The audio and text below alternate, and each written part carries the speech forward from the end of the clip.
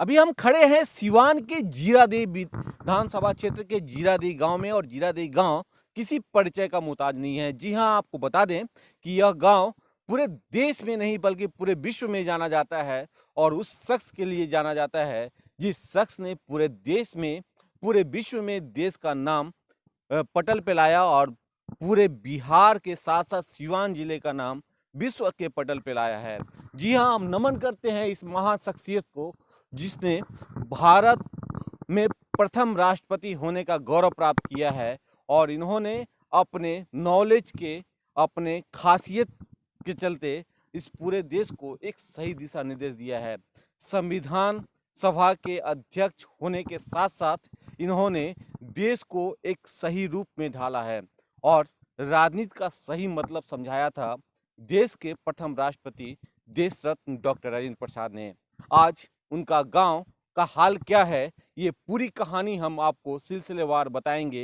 एक एक चीज के बारे में बताएंगे कि कब उनका जन्म हुआ, कब उनकी मृत्यु हुई, कैसे वो अपने गांव में देहाती अंदाज में रहते थे, कैसे लोगों के साथ मिल के रहते थे।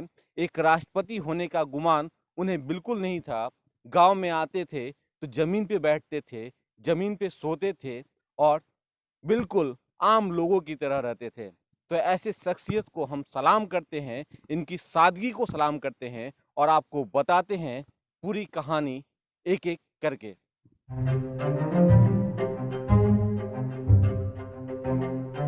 राजेंद्र प्रसाद का जन्म बिहार के सिवान जिले के जीरादेई गांव में 3 दिसंबर साल 1884 को हुआ।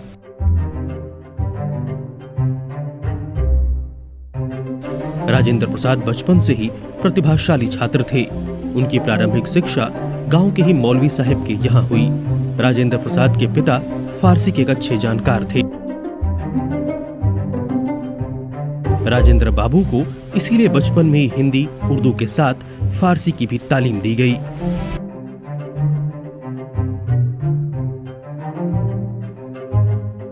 राजेंद्र प्रसाद ने प्रेसिडेंसी विश्वविद्यालय से अर्थशास्त्र में स्नातक की डिग्री हासिल की।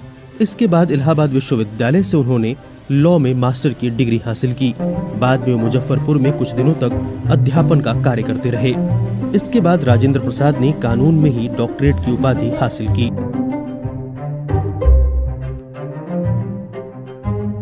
बिहार और पूर्वांचल में किस्सा काफी प्रचलित है। ये किस्सा अक्सर पढ़ने वाले छात्रों को सुनाया जाता है। ग्रेजुएशन की परीक्षा में राजेंद्र प्रसाद की कॉपी पर अंग्रेज एग्जामिनर ने यह लिख दिया कि एग्जामिनी यानी कि परीक्षा देने वाला परीक्षक से बेहतर है। हालांकि इस बात का कोई आधिकारिक रिकॉर्ड मौजूद नहीं है, लेकिन यह किस्सा आज भी सुनने को मिल जाता है। ये तो इनकी सादगी और इनकी ब्रिलियंसी, एक तो इतने ब्रिलियंट थे जिसको हम लोग जानते हैं कि शुरू से बचपन में ही कई सब्जेक्ट के ज्ञानी थे और इनके बचपन के पेपर में ही एग्जामिनर ने लिख दिया था examiner is better than examiner, जो कि हमेशा हर आने वाले बच्चों के लिए एक उदाहरण की बात है। राजेंद्र प्रसाद स्वतंत्रता आंदोलन में साल 1905 में शामिल हुए। उन्होंने साल 1906 में बिहार के एक लॉ कॉलेज में एक छात्र समागम कराया, जिसके बाद अंग्रेजों की नजर उन पर पड़ी। साल 1916 में महात्मा गांधी से उनकी पहली मुलाकात हुई। इसके बाद राजेंद्र प्रसाद भारतीय स्वतंत्रता आंदोलन के सक्रिय कार्यकर्ता बन गए। साल 1920 में आंदोलन में अधिक समय देने के कारण उन्हें वकालत छोड़नी पड़ी। राजेंद्र प्रसाद स्वतंत्रता के पहले 2 बार कांग्रेस के अध्यक्ष बने। पहली बार वे साल 1934 में मुंबई अधिवेशन के दौरान कांग्रेस अध्यक्ष चुने गए। इसी साल कांग्रेस से टूटकर आचार्य नरेंद्र देव, जयप्रकाश नारायण और मीनू मसानी ने कांग्रेस समाजवादी दल बनाया। दूसरी बार वे साल 1939 में कांग्रेस अध्यक्ष बने। सुभाष चंद्र बोस के अध्यक्ष बनने के बाद महात्मा गांधी ने कांग्रेस के सभी पदों से इस्तीफा दे दिया था, जिसके बाद बोस को अध्यक्ष पद से हटना पड़ा। उनके अधूरे कार्यकाल को पूरा करने के लिए राजेंद्र प्रसाद को अध्यक्ष बनाया गया।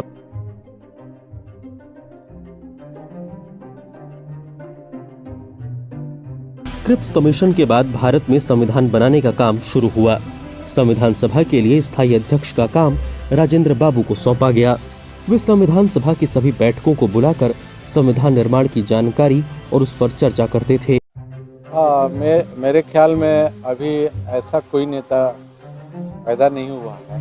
उतनी सादगी, वैसा विचार, वैसा त्याग हम लोग नहीं देते। अपने परिवार के लिए कोई विशेष काम वो नहीं किए। अपने बच्चों को हम लोगों को याद है कि इनके पुत्र धनंजय बाबू थोड़ा चंचल किस्म के आदमी थे। उनके बात विचार से मैच नहीं करता था, तो उनको कोई भी ताजुब वो नहीं दे पाए। कहा जाता है कि जिस दिन संविधान को संसद में पेश कर पास कराना था, उसी दिन राजेंद्र बाबू की बहन का निधन हो गया। राजेंद्र प्रसाद संविधान के संसद में पेश होने के बाद ही अपनी बहन के अंतिम संस्कार में गए।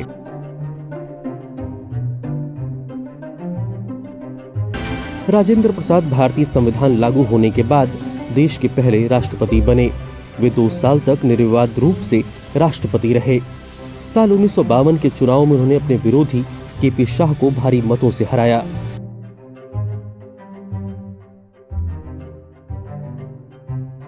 साल 1957 के चुनाव में भी राजेंद्र प्रसाद ने जीत दर्ज की और इस तरह वे 12 साल तक भारत के राष्ट्रपति रहे।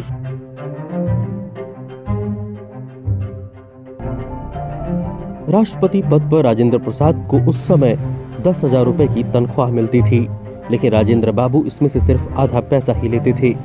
बाकी के पैसे वे भारत सरकार के दान कोष में डाल देते थे। अंतिम समय में उन्होंने यह रकम और कम कर दी। वे तनख्वाह का सिर्फ 25% ही लेते थे। राजेंद्र प्रसाद को साल 1962 में भारत के सर्वोच्च नागरिक सम्मान भारत रत्न से सम्मानित किया गया। उनको यह सम्मान सामाजिक क्षेत्र में दिए गए उनके योगदान के लिए दिया गया। डॉक्टर राजेंद्र प्रसाद भारतीय गणराज्य के इतिहास में सबसे अधिक दिन तक राष्ट्रपति पद पर रहे। राष्ट्रपति पद से हटने के बाद राजेंद्र प्रसाद ने राजनीति से संन्यास लिया और पटना के सदाकत आश्रम में रहने चले गए। वहीं पर लंबी बीमारी के बाद उनका निधन हो गया। आज हम उस प्रांगण में हैं जिस प्रांगण में खेला करते थे देश के महान विभूति देश रत्न डॉक्टर राजेंद्र प्रसाद। जी हाँ, इस आंगन में ही उन्होंने अपना जन्म लिया था और यहीं से उनकी शुरुआत हुई थी जिंदगी की। आज हम पहुंच चुके हैं देश रत्न डॉक्टर राजेंद्र प्रसाद की धरती जीरादेई में और अभी हम उनके आवास पे हैं और हम उन्हें नमन करते हैं और जानते हैं उनकी ज़िंदगी के छोटे छोटे बारीकियों के छोटी छोटी खूबियों के बारे में, उनके इस पूरे पैतृक आवास के बारे में। तो आइए लेके चलते हैं उनके उस रूम तक जहाँ पे उन्होंने जन्म लिया था, जिस आंगन में वो खेला करते थे, जहाँ उनका बचपन बीता।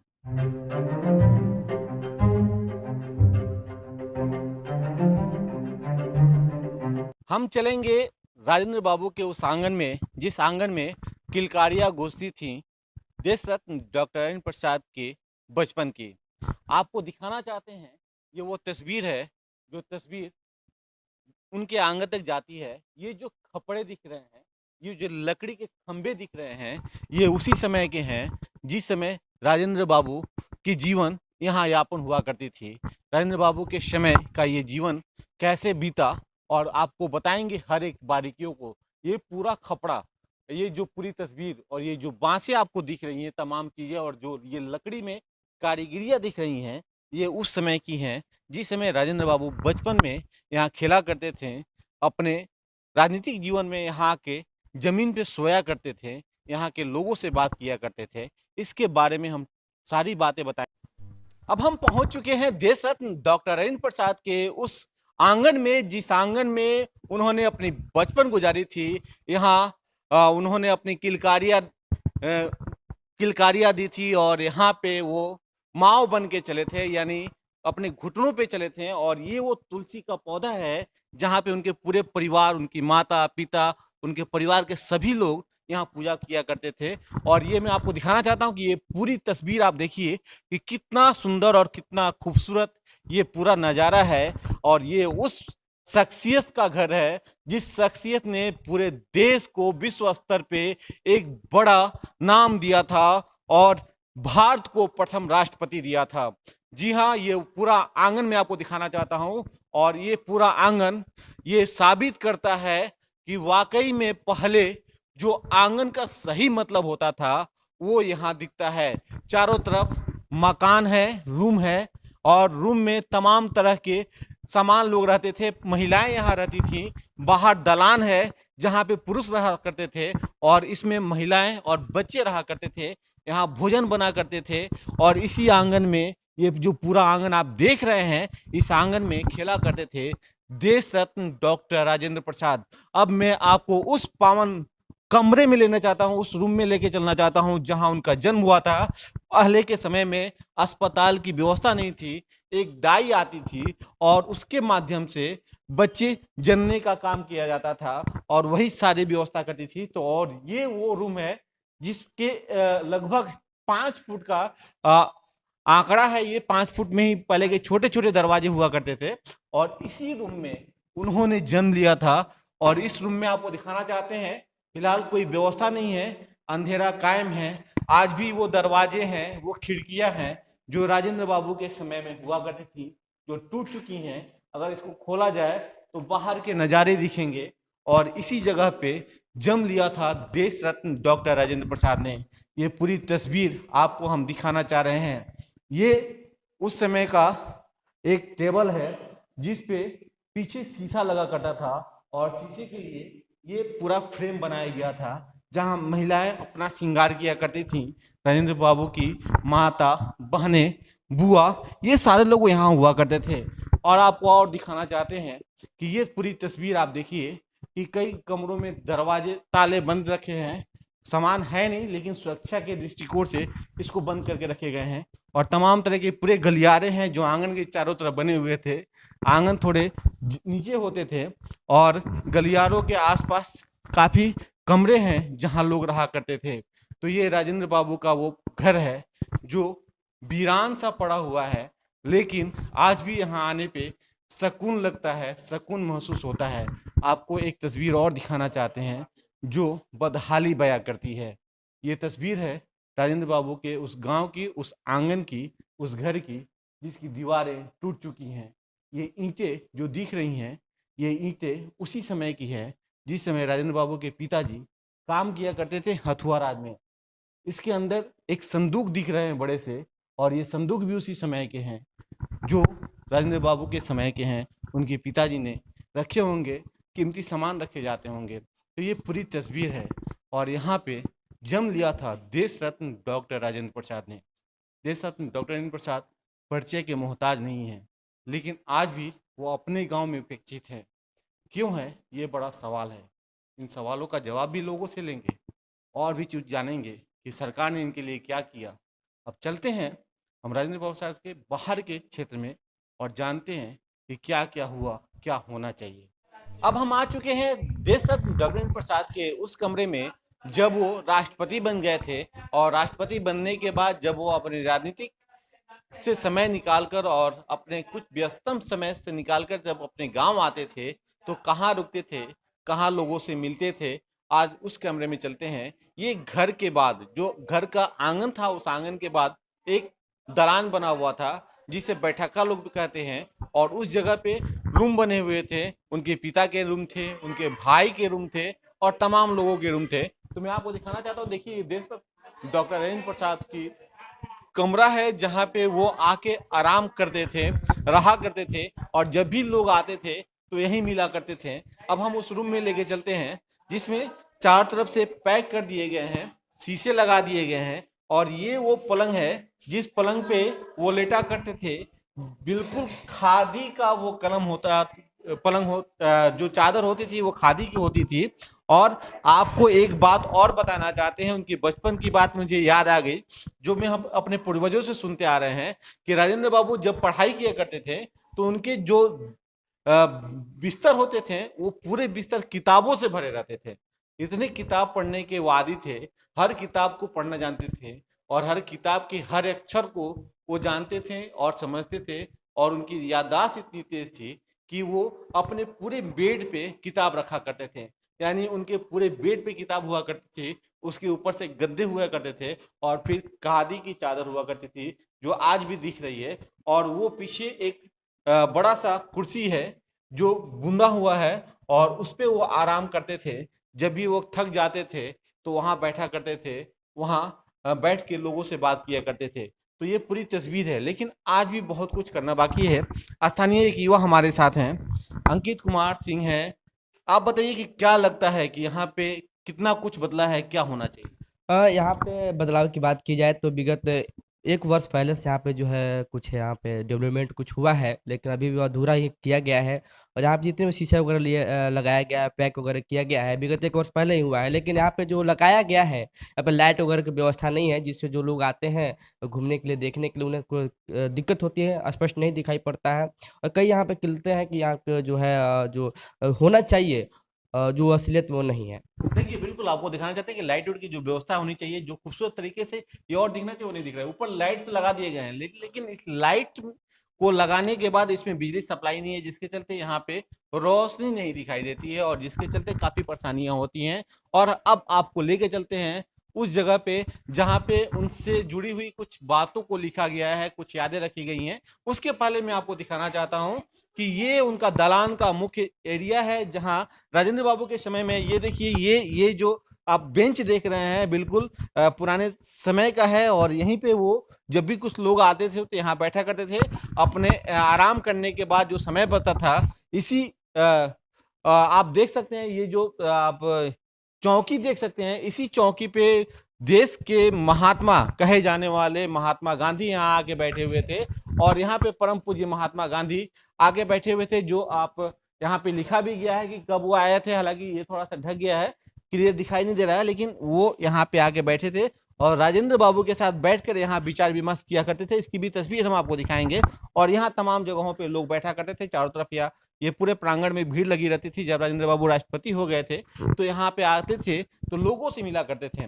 यहाँ पे जो राष्ट्रपति का प्रोटोकॉल है, उस प्रोटोकॉल को पालन तो किया जाता था, लेकिन राजेंद्र बाबू खुद इतने सादे इंसान थे कि वो अपने सारे फोर्स को और सारे जो सुरक्षा के मापदंड हैं उसको हटा के रखते थे। उनका ये कहना था कि ये उनका गांव है, उनके लोग हैं और सभी लोग यहाँ रहेंगे, किसी को हटाने की जरूरत नहीं है। तो प्रोटोकॉल को भी वो भरसक प्रयास करते थे कि पालन हो, लेकिन अपने लोगों को भी नाराज नहीं करना चाहते थे। तो ये सारी बातें थी। अब मैं उस रूम में लेके चलता हूँ जिस रूम में राजेंद्र बाबू के स्मृति के रूप में बहुत कुछ रखे गए हैं, और आपको दिखाना चाहते हैं कि देखिए ये वो जगह है जहाँ राजेंद्र बाबू महात्मा गांधी के साथ बैठे हुए हैं। ये तस्वीर बहुत ही खास है, बहुत ही रेयर है, जिसे खूबसूरत तरीके से यहाँ सजा कर रखा गया है। और बहुत खूबसूरत तरीके से राजेंद्र बाबू के साथ दूसरी तस्वीर ये दिख रही है, बम्बई के बिरला भवन में महात्मा गांधी और राजेंद्र प्रसाद। ये 1939 की तस्वीर है। आपको ये तस्वीर दिखाना चाहते हैं महात्मा गांधी के चरण कमलों में राजेंद्र प्रसाद। बम्बई में 1942 की तस्वीर है। और आपको दिखाना चाहते हैं, ये देखिए, जब राष्ट्रपति थे उस समय प्रधानमंत्री को वो शपथ दिलवा रहे थे, उस समय की ये तस्वीर है। और इस पे एक स्लोगन लिखे हुए हैं, किसी की गलत मनसाएं आपको किनारे नहीं लगा सकती हैं। यानी आपकी अगर सोच अच्छी है तो किसी की गलत मनसाएं आपको कभी भी पीछे नहीं ढकेल सकती है।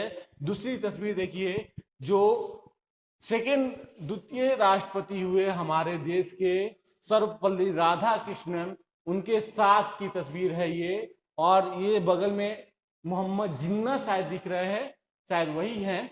और इस पे भी एक स्लोगन लिखे हुए हैं कि हर किसी को जिंदगी के गुर सीखने के लिए खेलों में भाग लेना चाहिए, यानी खेल के प्रति जागरूक कर रहे हैं। और ये तमाम तस्वीर उनके जीवन परिचय की है, बहुत कुछ लिखे हुए हैं और तमाम चीजें उनके परिवार के साथ की ये पूरी तस्वीर है। उनकी पत्नी इनके साथ हैं। ये पुराने उनके घर दिख रहे हैं, जो पेड़ पौधे हुआ करते थे। राजेंद्र बाबू के बाल अवस्था की ये तस्वीर है, जब वो बचपन में हुआ करते थे तब की तस्वीर है। जब युवा हुए तब की ये तस्वीर है। शिक्षा के बारे में जब उन्होंने अवार्ड लिया था तब की ये तस्वीर है। तो ये तमाम तस्वीरें यहाँ रखी हुई हैं और भी बहुत कुछ है। मैं दिखाना चाहता हूँ राजेंद्र बाबू की वो तस्वीर जब वो राष्ट्रपति के कुर्सी पे बैठे हुए हैं। और ये तस्वीर आपको हम दिखाना चाह रहे हैं, बहुत ही खूबसूरत तस्वीर ये दिख रही है। जो बात सिद्धांत में गलत है वो बात व्यवहार में सही नहीं है। जो सिद्धांतों में गलत है उसको हम व्यवहार में ना लाएं, इस बात की भी हमें चर्चा करनी चाहिए। और ये सारी बातें हैं।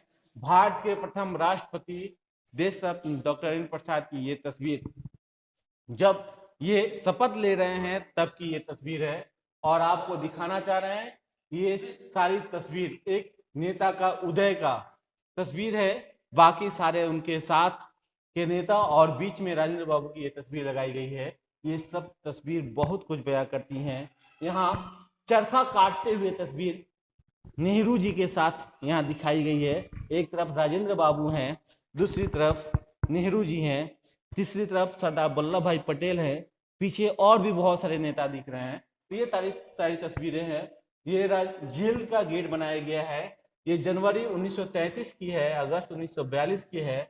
आत्मकथा की ये पुस्तक है जो राजेंद्र बाबू ने खुद लिखी थी और उनकी ये छवि बनाई गई है। ये जेल में लिखी गई उनकी तस्वीर है। ये तस्वीर है शासकीय कार्यभार की, जब राजेंद्र बाबू राष्ट्रपति थे और शासकीय कार्यभार लोगों को दिए गए थे उस समय की तस्वीर है, जिसमें सरदार वल्लभ भाई पटेल, नेहरू, राजेंद्र बाबू और बहुत सारे नेता हैं यहाँ पे। ये पूरी तस्वीर और ये भारत रत्न की ये वह अवार्ड है जिसे आज तक सिर्फ एक शख्स को मिल पाया है और वो है सिवान जिले के जीरादेई के रहने वाले देश रत्न डॉक्टर राजेंद्र प्रसाद। राजेंद्र प्रसाद को यह अवार्ड मिला है और ये अवार्ड आज तक दूसरे किसी को नहीं मिला है। ये पूरी तस्वीर सत्याग्रह चंपारण आंदोलन की है। ये पूरी तस्वीर और पूरी म्यूजियम तो यहाँ बना दी गई है, लेकिन व्यवस्था के नाम पर आज भी उनके पैतृक आवास में क्या है क्या नहीं मिला है, ये सारी चीजें बहुत कुछ होनी है। चंपारण सत्याग्रह के बाद जीवन, सामाजिक कार्य, भारत के प्रथम राष्ट्रपति, इसकी पूरी कहानी हमने आपको दिखाई है। एक तस्वीर आपको और दिखाना चाहते हैं। उनकी बहन यहाँ पे उन्हें राखी बांध रही हैं और ये तस्वीर बहुत कुछ यहाँ बोलती हैं। ये तस्वीर उनके पारिवारिक जीवन को मजबूती प्रदान करती है। ये तस्वीर प्रदान करती है उन्हें कि वो कैसे अपने जीवन को यापन करते थे। एक भव्य तस्वीर यहाँ सामने दिख रही है राजेंद्र बाबू की, जो बहुत ही खूबसूरत है। ये पूरी तस्वीर है। हमारे साथ हमारे स्थानीय पत्रकार हैं, इनसे जानते हैं। ये बताइए कि आप यहाँ लगातार आते रहते हैं, जीरादेई क्षेत्र से आप रिपोर्टिंग करते हैं, क्या लगता है कि जिस क्षेत्र से आप रिपोर्टिंग करते हैं उस पर गर्व महसूस होता है? नहीं, देखिए यहाँ पे बहुत अभी कुछ कमी है कार्य करने के लिए। यहाँ पे अभी डॉक्टर राजेंद्र प्रसाद के पैतृक आवास पे बहुत सी लाइट या और भी समस्या यहाँ पे हैं जो प्रतिदिन कभी कभार मीडिया में उठाया जाता है, जिसके कारण यहाँ पे पिछले साल कुछ कार्य हुआ, लेकिन अभी भी कुछ कमी है। यहाँ पे लाइट का, यहाँ पे कोई गार्ड नहीं है, कोई बहुत कुछ होना बाकी है और भी बहुत सारे लोग यहाँ पे कुछ बोलेंगे। क्या कहेंगे, क्या होना बाकी है? आपको क्या लगता है राजेंद्र बाबू के इस जीवन से, सादगी से क्या सीखने को मिला? सादगी तो उनमें बहुत थी, इसीलिए आज देश हमारा एक मुकाम पे नहीं पहुंचा है, सादगी की वजह से। अगर सादगी उनमें नहीं होती तो ये देश भी, ये गांव भी बहुत डेवलप हुआ होता। जैसे मेरे को लगता है कि इस गांव में पार्क वगैरह होना चाहिए, उसके बाद जिम वगैरह भी नौजवानों के लिए होना चाहिए, बहुत सारी चीज़ें होनी चाहिए जो नहीं है। बिल्कुल, आप कुछ कहेंगे? जी बिल्कुल कहेंगे। मैं ये कहूँगा कि शिक्षा के प्रति यहाँ कुछ नहीं है। जो हमारे प्रथम राष्ट्रपति डॉक्टर प्रसाद जी थे, तो उन सबका वो बना था, जिसको आज भी बोल दे कि जय भीम या वो अम्बेडकर साहब ने लिखा, लेकिन नहीं, वो संविधान था, उनकी मैडम ने फाड़ रखी थी, तो इन्होंने बोला कि अरे यार छोड़ो मैं बताता हूँ। इन्होंने बताया, उन्होंने राइटिंग किया, फिर भी हमारे प्रथम राष्ट्रपति को न कोई सम्मान दिया जा रहा है। कहने का मतलब कि संविधान निर्माण में भी उनका सब जबरदस्त भूमिका थी जनाब, बहुत ज्यादा। यहाँ की कमेटी बनाई गई थी संविधान के लिए, जिसमें से लिखने वाली जो कमेटी थे उसके अध्यक्ष भीमराव अंबेडकर थे, बाकी 89 कमेटी के अध्यक्ष ये थे। तो इनकी उसके अलावा हमारे यहाँ ना शिक्षा है, ना स्कूल है, ना सड़क आप देख रहे हैं, ना रख रखाव। यहाँ बकरियाँ भेड़ियाँ बच्चे ऐसे जा रहे हैं, गार्ड होना चाहिए। एक छोटा सा सांसद विधायक होता है, उसको गार्ड मिलता है, सुविधा मिलती है, उस नाम पे कुछ नहीं है। जो हो रहा है हमारे बिहार से, हमारे प्रथम राष्ट्रपति के साथ धोखाधड़ी हम सबसे हो रहा है। बिल्कुल, ये एक बहुत बड़ी बात है कि उनके सादापन ने, उनके सीधापन ने और उनके सादे विचार ने उनको बहुत उपेक्षित किया, उनके गांव को उपेक्षित किया है। और ये पूरा गांव आपको हमने दिखाया, जाना, समझाया और उनके जीवन के बारे में बताया। फिलहाल इस महान हस्ती को हम नमन करते हैं और आपको बताते हैं कि देश रत्न डॉक्टर राजेंद्र प्रसाद की एक छोटी सी कहानी। देश रत्न डॉक्टर राजेंद्र प्रसाद एक ऐसे शख्सियत हैं जिन्होंने देश के लिए किया। कुछ लोगों का ये कहना था कि देश रत्न डॉक्टर राजेंद्र प्रसाद ने अपने मानदेय का जो पैसा सरकार उन्हें देती थी एक राष्ट्रपति होने के नाते, उस पैसे का भी आधा हिस्सा वो देश के खजाने में छोड़ देते थे ताकि देश का निर्माण हो सके। पहली कहानी ये थी। दूसरी कहानी ये है कि जब वो अपने देश, अपने गांव में आते थे तो यहाँ बहुत सारे पूंजीपति लोग, बहुत सारे लोग आते थे कि राजेंद्र बाबू के इस गांव का विकास हो सके और यहाँ के लोग काम कर सकें, यहाँ अच्छी फैक्ट्रियाँ लग सकें, और उसके लिए उन्होंने हामी भी भरी थी। लेकिन गांव के ही कुछ लोगों ने, जिनकी अपनी ज़मीन थी, जो किसान थे, उन लोगों ने कहा कि अगर यहाँ फैक्ट्रियाँ लग जाएंगी, अगर यहाँ विकास हो जाएगा, यहाँ पर लोग काम करने लगेंगे, तो फिर किसानी कौन करेगा, खेती कौन करेगा। और लोगों की शिकायत पे उन्होंने इस क्षेत्र में जो भी फैक्ट्रियाँ दुर्गापुर, टाटा जैसी जगहों पे लगने वाली थी, वो क्षेत्र यहाँ लगना था और उसे बंद करा दिया गया, उस काम को नहीं कराया गया।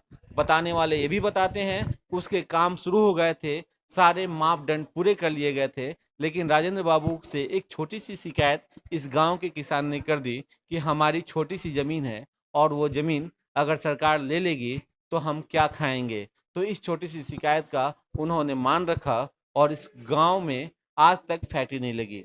आज जीरादेई यह क्षेत्र विकास से कोसों दूर है।